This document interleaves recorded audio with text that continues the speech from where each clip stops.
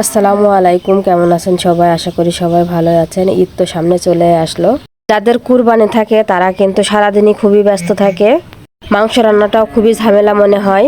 তো আজকে আমি দেখাবো খুবই সহজে অল্প সময়ের মধ্যে মুখে লেগে থাকার মতো টেস্টি টেস্টি একটি গরুর মাংসের রেসিপি, যা খাওয়া যাবে রুটি, পরোটা, লুচি, পোলাও, খিচুড়ি সবটার সাথেই খুবই ভালো যাবে। মাংস রান্না অনেকের কাছে কঠিন লাগে, সিদ্ধ হতে চায় না অনেকের কাছে অনেক রকম প্রবলেম দেখা দেয়, ভালো হয় না, স্বাদ হয় না। কিন্তু আমি যে পদ্ধতিটা আজকে দেখাবো সেই পদ্ধতিতে তো 100% সিদ্ধ হবেই, তারপরও আবার বাড়ির সকলে আঙুল চেটে পুটে খাবে। মাংসের যে একটা কাঁচা গন্ধ থাকে সেই গন্ধটাও থাকবে না মাংসের ভিতরে। তো চলুন চলে যাই রান্না করতে। আমি এখানে 1.5 কেজি মতো মাংস নিয়েছি, হাড় চর্বি সহ। পিস মাংস আছে এর ভিতরে, কারণ আমার পরিবারে পিস মাংসই বেশি খাই।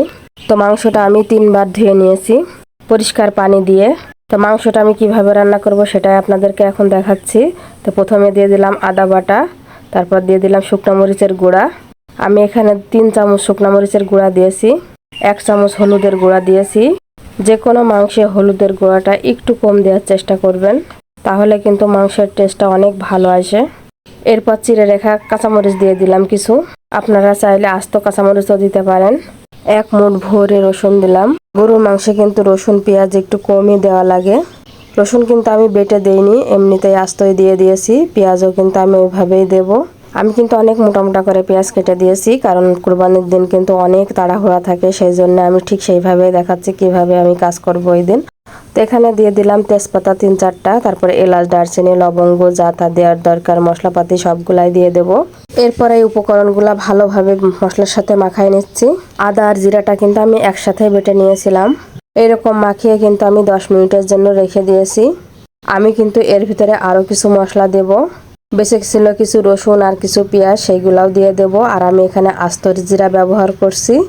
মাংসে সবসময় চেষ্টা করবেন যে আস্ত জিরা আর জিরা বেটে একটু জিরাটার পরিমাণ বেশি দেওয়ার, তাহলে কিন্তু মাংসটা খেতে অনেক ভালো লাগবে। আমার কিন্তু অর্ধেক রান্না উপর থেকে হয়ে গেছে। এবার আমি চুলায় যাব, চুলায় যেয়ে এই যে এরকমভাবে ফুটাতে থাকবো। আমার কিন্তু মাংস থেকে এরকম পানি বের হয়ে আসছে। আমি তো অল্প আছে এই মাংসটা রান্না করছি। মাংসের পানি থেকেই কিন্তু আমার মাংসটা প্রায় সিদ্ধ হয়ে যাবে।